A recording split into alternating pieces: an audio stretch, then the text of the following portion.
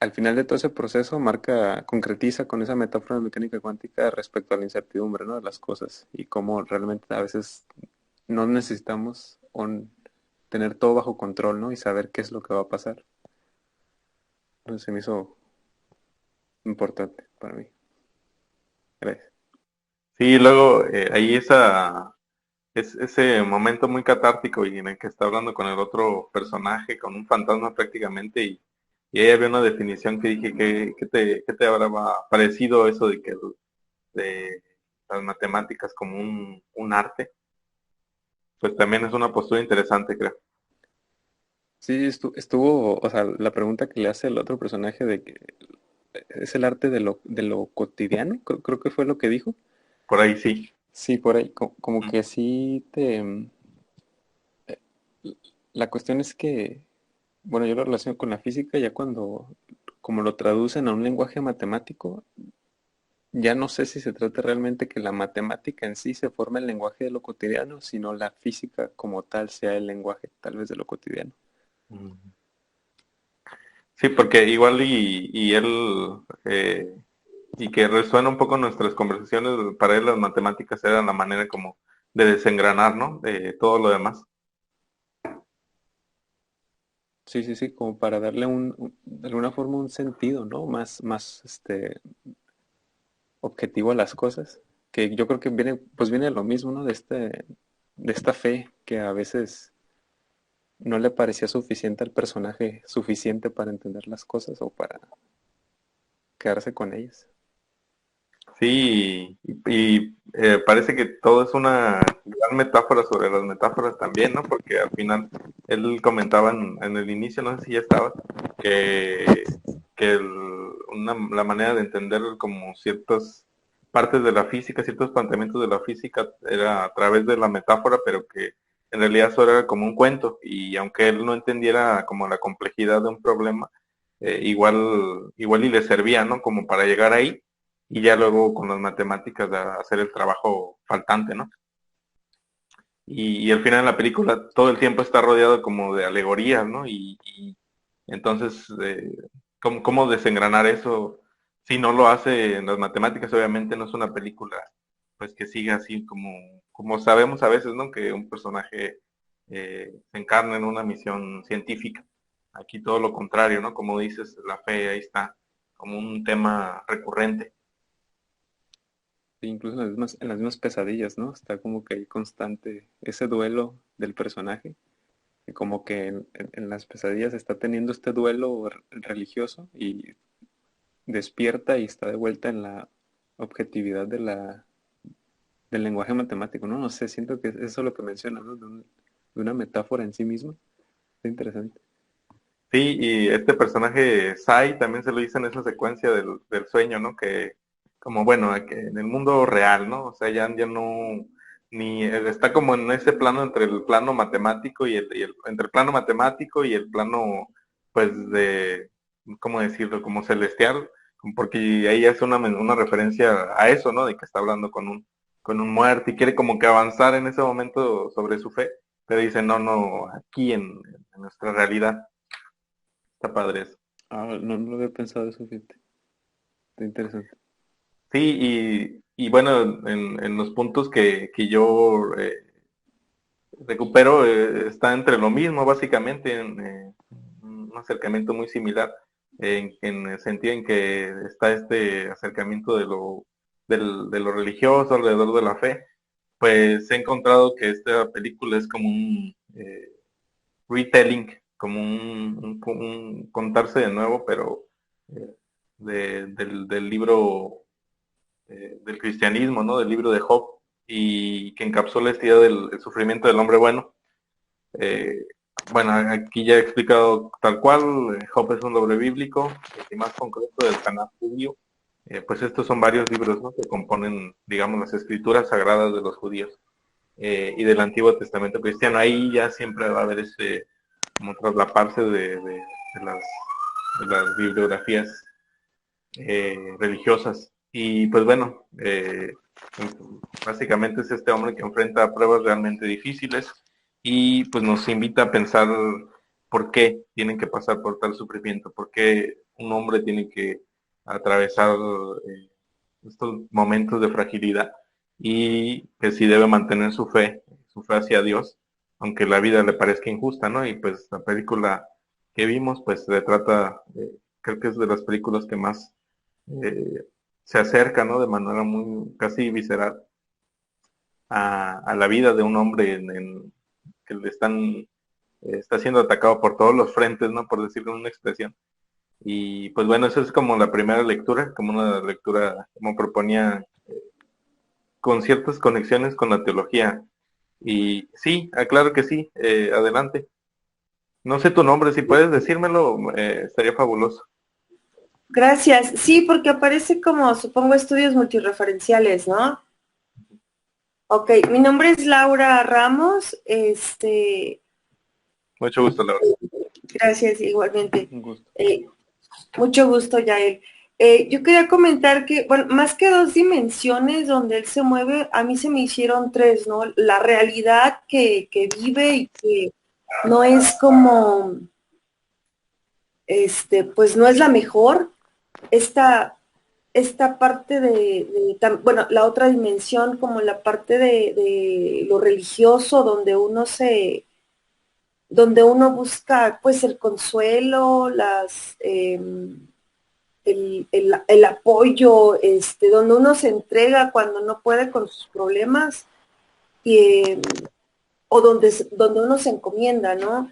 Y en el tercero, que es como en la ensoñación de lo que le gustaría, sí, pues de lo que no es real, ¿no? Por un lado y por otro, creo que en esta parte de la realidad, así como él la está viviendo, me parece que es como que está embotado, o sea, como que su vida ha perdido sentido y él no se ha dado cuenta, nada más está como pues contestando a cada acontecimiento que viene y como bien dices, respondiendo a cada frente que lo golpea, ¿no?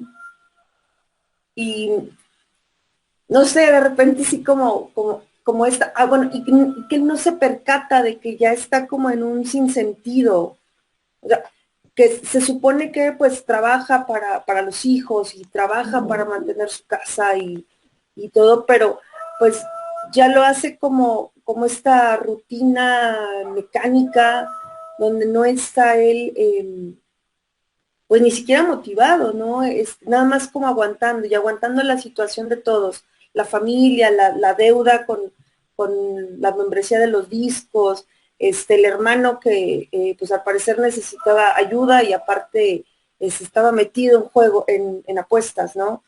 Y la esposa que aparte de dejarlo en la ruina todavía lo obliga a hacerse cargo del novio. Y a dónde recurrir cuando pues uno dice pues voy a encontrar respuestas o algo y también en esta dimensión de lo divino pues bueno al menos sus representantes parece que se ríen en su cara, ¿no? Y entonces pues a dónde se hace, a mí me sorprendió que, que no que no le pasara por la mente conscientemente suicidarse. Pero bueno, ya los sueños revelan algo por el estilo, ¿no? Oh, gracias. Muchas gracias, Laura, por tu aportación. Y creo que conectas muy bien con algo aquí que traigo, que es justamente la opción del nihilismo. No sé si ya lo has escuchado, creo que es un término que se trasladó muy bien, ¿no? De la filosofía al mundo, al habla popular. Y creo que conecta con lo que dices de que su vida pierde sentido. Pues entendemos, ¿no? Que si lo que hacemos, que parece que es la premisa, es movernos por la fe y que los rabinos también es lo que plantean de cierto modo, ¿no? Que también a su modo, que es una complejidad, ¿no? También ese día es otro tema que ahí va enlazado, pero que es la complejidad que trae las capas de este guión de los Cohen y muy, muy denso. La verdad es que tiene varias lecturas, están saliendo los temas que componen la obra, ¿no? La teología, el sinsentido, la fe, eh, ideas que al final están enraizadas, ¿no? Como al ser humano y si el ser humano entonces no se mueve por fe, como hoy pongo, y si no hay un creador, si no nos dirigimos, porque tiene esa lectura también, ¿no? Que los Cohen no son directores, pues que digamos así, igual no es una película religiosa, ¿no? No son directores religiosos, ¿no?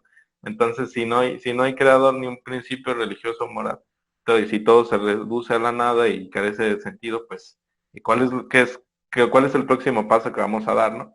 Y yo encontraba aquí en una investigación así muy, muy breve, muy superficial, porque la verdad es que la literatura del judaísmo, al igual que el cristianismo, es abundante. O sea, hola Loreli, bienvenida. Estamos hablando justamente aquí de un poquito de lo que vimos de la película. Y bueno, sirve que hago la pausa porque parece que no se está... creo que estaba pausado ahí la presentación. Bueno, entonces una sumergida así breve al libro del Eclesiastes, que está presente en la bibliografía judía, el Kohelet, ahí está su equivalente en el hebreo, y muy interesante que contenga reflexiones existenciales, donde se encuentra, por ejemplo, que en Eclesiastes 12:8, una lectura es que sin sentido, dice el maestro, nada tiene sentido. Entonces, pues este Eclesiastes es también criticado por el cristianismo, podríamos decir el más conservador, porque no se puede pensar que no haya un sentido, ¿no? Porque volvemos al principio de que si no hay un creador y si no hay principios morales, pues entonces, ¿qué queda? Como mencionas, el suicidio, ¿no? Entonces también ya cuenta como una contemplación de una acción a realizar y pues sabemos que también el cristianismo no puede aceptar eso, ¿no? No puede aceptar esa acción como consecuencias, ¿no? De otros actos. Entonces, sí, yo diría que también, pues, está este problema de la palabra de Dios, ¿no? Que ahorita voy a enlazar con la lectura que yo reviso, porque, pues, al final, si tenemos como estas dos, eh, dos alternativas, nuestro personaje y como la acción también del mismo, pues, hacia dónde nos dirige, ¿no? Eh, Pienso entonces que repasar este autor que ya habíamos comentado en unas sesiones pasadas, que se los presento aquí. Eh, por aquí está. Mladen Dollar es un filósofo, psicoanalista, técnico cultural, crítico de cine. Ahí falta, ahí vendría muy bien unas bibliografías de este señor, unas lecturas, perdón, pero pues por la misma barrera del lenguaje estamos un poco con una situación difícil para acceder a sus textos. Pero bueno, entonces de él hemos estado leyendo un texto que se llama Una voz y nada más. Si lo quieren investigar, ahí sale, ese sí sale ahí en PDF. Y ya también, Laura, si gustas, ahí hay una carpeta de Drive, ahorita si quieres la pongo en el chat. Eh, y pues bueno, los postulados básicos es que vivimos en un mundo constantemente bombardeado por voces, y también no, la voz es un medio, pero también es una mediación, también es algo que nos acerca al significado de las cosas. Obviamente esto ya va encaminado a una reflexión más eh, encarnada en la lingüística y pues interesante que surge en este autor el tema de la teología también, que es lo que corresponde a la sesión de hoy. Y pues bueno, habla un poco del fonema y pues de la configuración del significado. En esta ocasión, y creo enlazado con esta película, es que existe una metafísica de la voz. Tenemos en una revisión ahí que igual es más densa, porque el mismo Laden Dollar no está conforme, parece que siempre está inconforme con lo que ha hecho la lingüística, no piensa que no todo puede ser como fragmentos y significantes y fonemas sueltos para el análisis individual, sino que hay algo que se escapa, algo más profundo que la voz está conteniendo, que la voz está moviendo, que la voz está expresando también.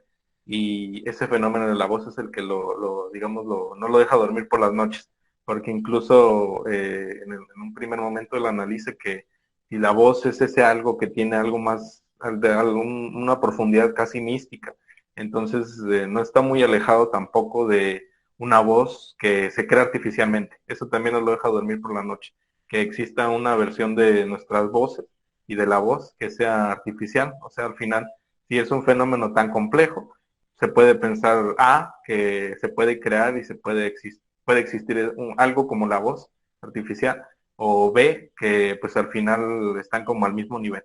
También ese es un juego que va a hacer mucho este autor, como que si hay algo, si puede ser tan complejo, entonces puede crearse un símil y van a estar al mismo nivel, ¿no? Y ya perdió la complejidad que tenía originalmente la voz. Eh, por poner así sus postulados más comunes, sus posturas más comunes.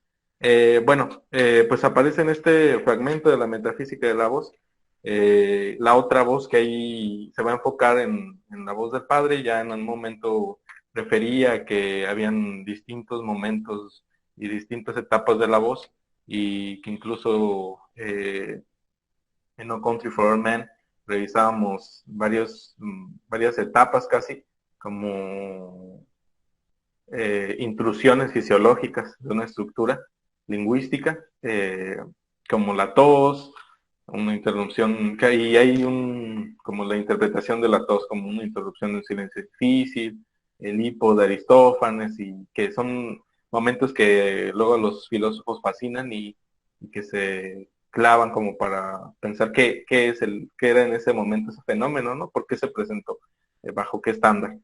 Y el grito, el balbuceo, el canto.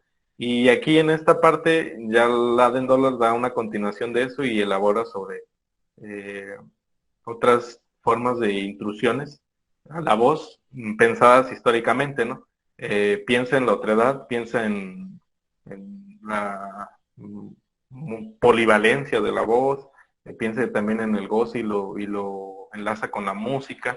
Al final también es un fenómeno que se piensa que se disfruta, que se debe casi a algo más pagano que divino, y a la feminidad, que también es como un punto muy cuestionado en su momento, ¿no? Como si tiene un fondo, si tiene una base femenina, y que de hecho Lacan ahí como lo recupera más adelante. Ya postulaba, ¿no? Que si la voz del padre pudiera tener esta característica femenina, ¿no? Volvemos a ese juego de si algo es tan denso y complejo en su núcleo como la voz, eh, o la voz del padre, si lo ponemos a la par de otro fenómeno que igual, o una característica que es igual compleja, un tanto indiscernible como puede ser la feminidad, entonces se empatan, o sea, se quedan al mismo nivel, ¿no? Tenemos entonces que la voz del padre pues se adhiere al logos, a lo que llamamos el logos o el sentido. En este caso, logos lo va a entender como el sentido de esa voz, y vemos que la voz del padre da órdenes y va creando, o sea, en cuanto está ordenando, también va creando. Y de ahí nos salta a un término interesante que es una expresión musical, que es el shofa. En Freud recupera de Totem y Tabú, que el shofa que eso se me pasó a investigar, por cierto, pero por la composición lingüística da a pensar de algún enlace ahí con el judaísmo también, shofa, pero eh, a- se describe como un sonido reminiscente al mugido del toro.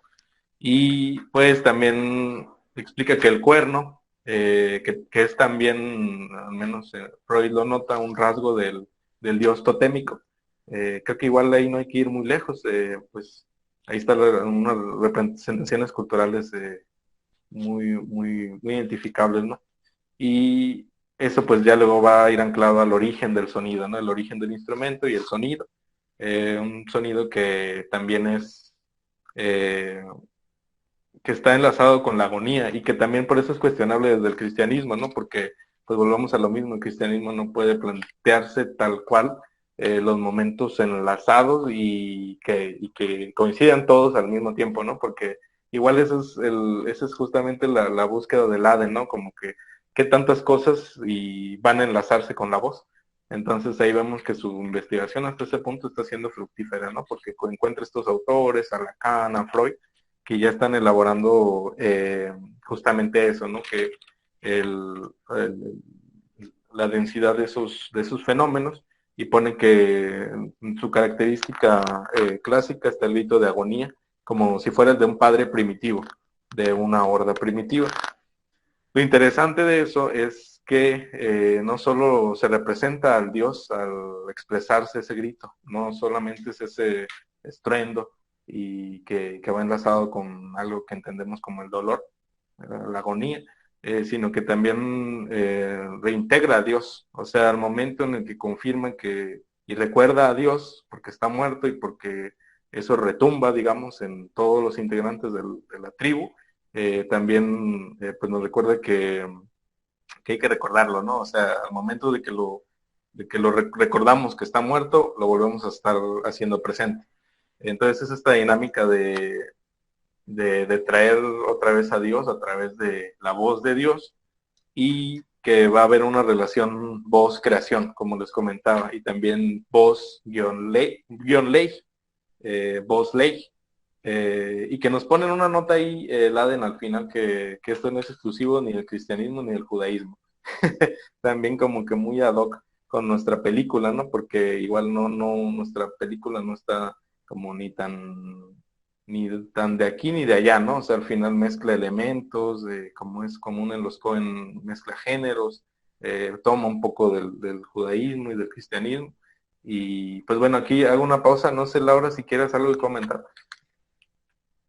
Te vi un Ah, poco sí. inquieta. Ay, no, no, es que quería saber si esta voz también puede, eh, este, también puede considerarse la del super yo, o si eso ya lo estás como refiriendo, digamos, junto con pegado con la ley del padre.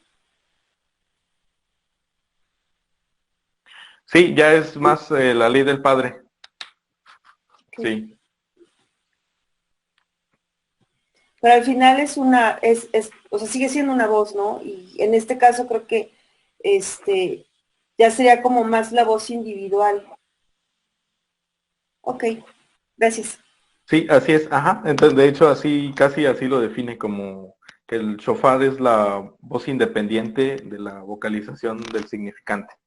Ajá, esa sería como sí, la descripción del shofar. Me agrada bastante, por cierto. Y, bueno, también como dato interesante, al igual que este que ponía aquí antes, de que la importancia del shofar, al menos para Theodor Reik, pues va a estar muy de la mano pues, de la voz y nuevamente de lo que transmite a través de la voz. Entonces tenemos que Moisés en este momento un clave de cristianismo es a través de las tablas de la ley en el monte Sinaí, donde él va a acceder a un conocimiento, ¿no? Ya descifra esos significantes.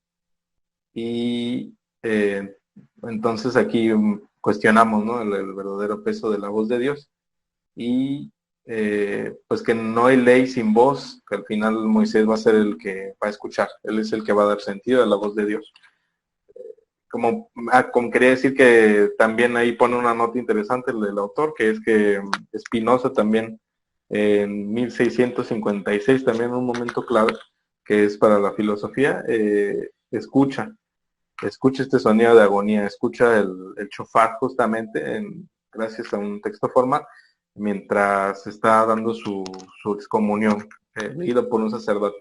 Así que ahí vamos encontrando estos momentos icónicos, ¿no? Tanto en una tradición como en la otra. Y bueno, aquí aparece otra vez la otra característica de esta voz de Dios, o esta voz ley, o voz del Padre, voz del creador, todos igual lo mismo, que parece contener un poder, una suerte de poder, y de convertir las palabras en actos y también tiene mucho de lo ritual. Y bueno, aquí lo último que es, como les comento, el juego este que hace el autor de esta voz que refiere a la ley, que refiere al padre, no es igual que las otras intromisiones de la voz.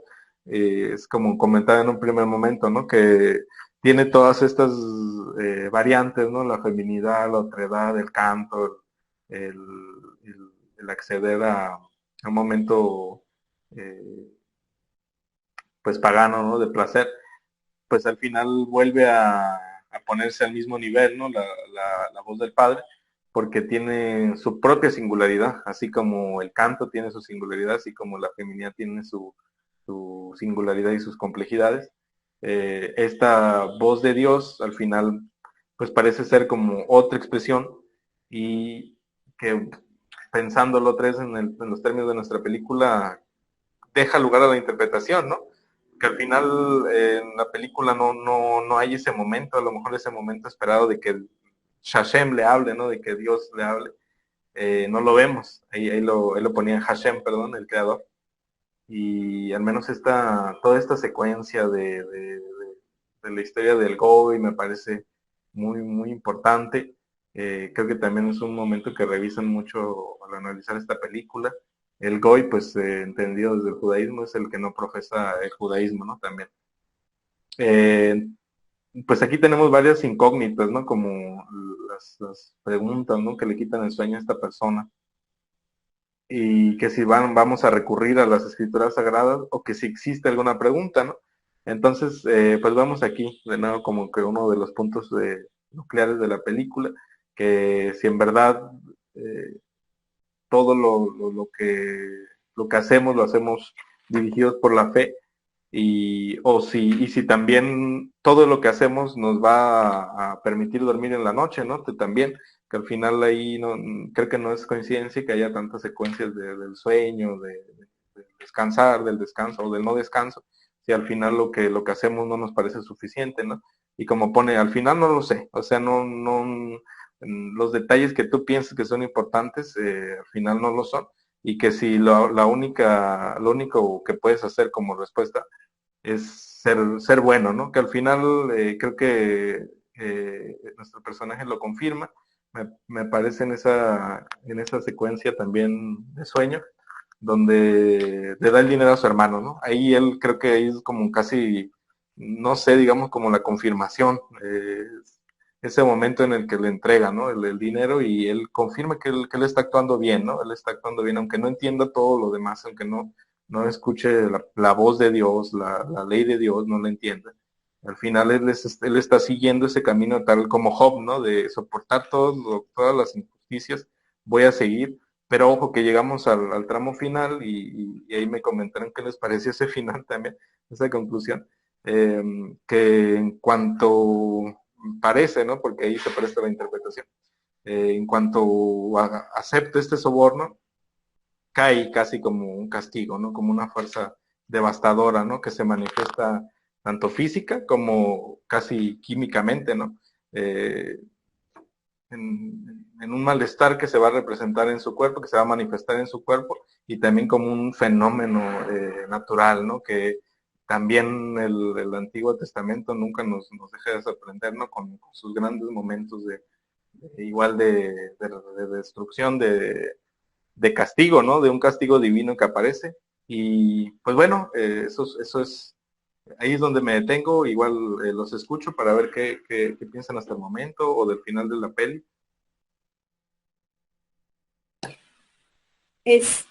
Justo en la historia del dentista y los dientes, grabados y demás, y que al final, pues toda la historia y el personaje principal, bueno, ¿y cuál era la respuesta? Y, y pues quién sabe, ¿no?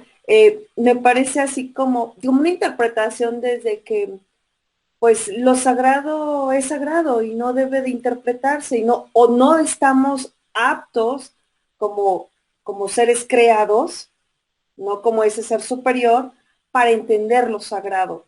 Entonces, pues comienza a vivir, ¿no? Y vive bajo los preceptos. Y sobre el final,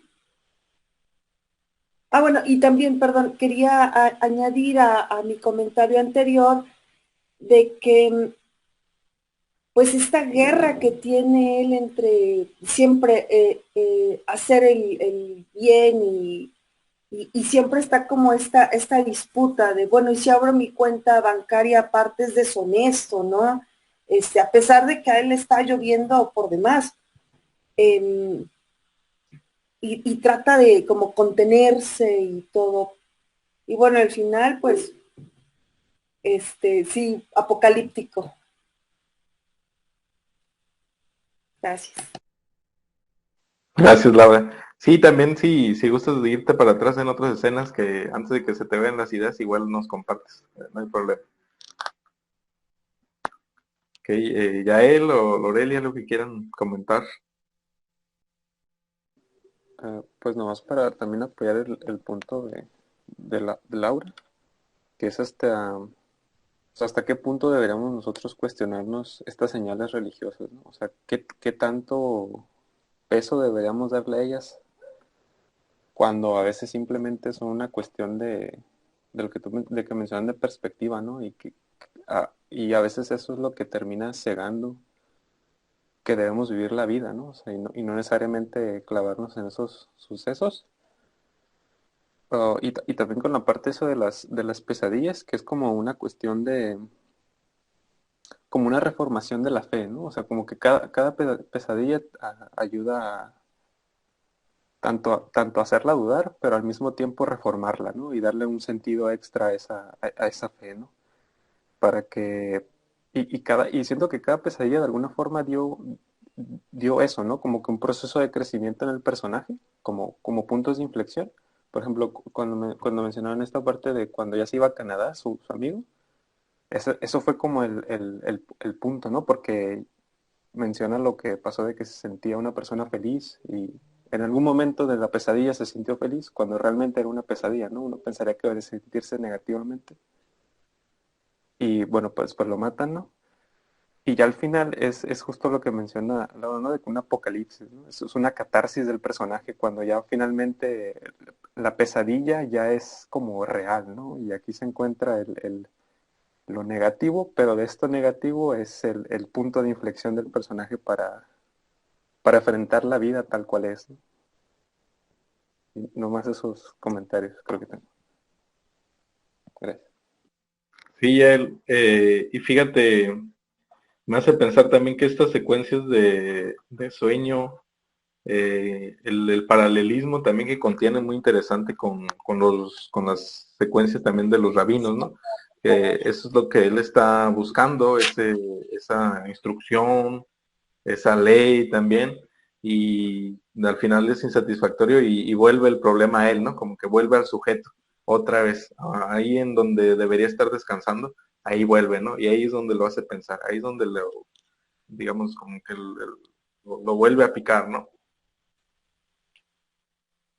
Sí, como dice Yael también, esta cosa de eficacia simbólica, para bien o para mal, pero en este caso, bueno, pues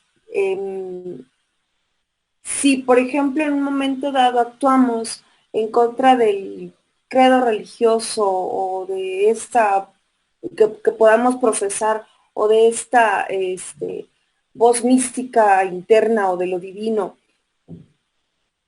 cualquier cosa a partir del acto que va en contra, cualquier consecuencia negativa siempre va a ser, es que es mi castigo por haber hecho eso. O sea, es esta suerte de eficacia simbólica hacia lo negativo, ¿no?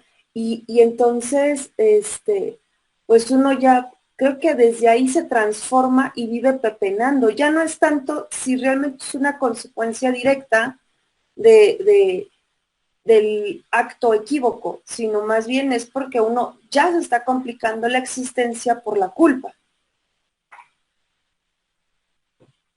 Gracias. Sí, pues vuelve a hacer estas como interpretaciones y visiones que cada uno hace, ¿no? Porque es hasta qué grado de importancia casi le voy a dar a cada uno, ¿no? Y creo que eso es como la expresión, ¿no? Que quiere manifestar la película. Y, y pues bueno, igual y yo recupero un poco estas, de lo que se valen, ¿no? Los directores para expresar esto. Que, por ejemplo, pues, que si es esta suerte de re, re, reinterpretación del libro de Job, pues al final él, en lugar de Job, él cede, ¿no? El Job no. Job mantiene su fe y al final se entiende esa representación, y aquí no. Y también tenemos que no está Yael, pero veíamos al inicio lo que aparece ahí en unas búsquedas muy inmediatas que no está en el cristianismo, ¿no? Que es que Job está pagando unos castigos por algo que él no hizo. Y esa es también la cuestión que atormenta a Job y que lo hace cuestionar a Dios mismo. En esta película, aquí los Cohen juegan a que pareciera que juegan, a que sí, a que de hecho sí, nuestro personaje está pagando, ¿no? El castigo de lo que podemos pensar sus antepasados en un inicio. Y ahí jugaba con la figura del Dibuk, que es un demonio, una entidad fantasmagórica, demoníaca. Y creo que son interesantes, ¿no? Estos giros. No sé qué piensan de ellos, chicos.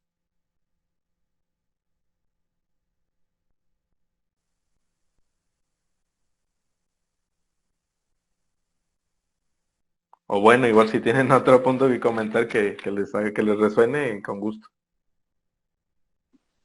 Yo creo que me perdí un poquito en cuanto dijiste giros, como de en qué sentido. Sí, en que en esta peli, muy opuesto a lo que Job hace, que es conservar su fe y mantenerse fiel a él mismo, a sus acciones, aquí al final lo contrario, ¿no? Al final cede al soborno. Y lo otro era que te decía que en una secuencia inicial eh, veíamos, ¿no? A lo que parecen sus antepasados, y ahí dejaban entrar a una persona que ya estaba muerta y que la mujer entendía que era como una representación de un demonio, una entidad maligna, y ellos, la mujer lo atacaba en el corazón y decía, estamos malditos, hemos sido maldecidos y como que el mal acaecerá sobre nosotros. Sí, a mí se me hizo como, digamos, el Job moderno que sí sucumbe, pero yo creo que necesito verla otras 3 veces para entender estos detalles que yo creo que por conexión y demás, pues de repente se pasmaba y se me iban. Pero sí tengo que volver a verla, porque no había conectado esta parte de los antepasados. Yo dije, ay, pues qué bonita, qué entrada tan pintoresca, pero sí. Pero ahí, ¿dónde estaría el pecado? En que la señora le entierra el cuchillo y no es hospitalaria o deja ir al cuerpo y...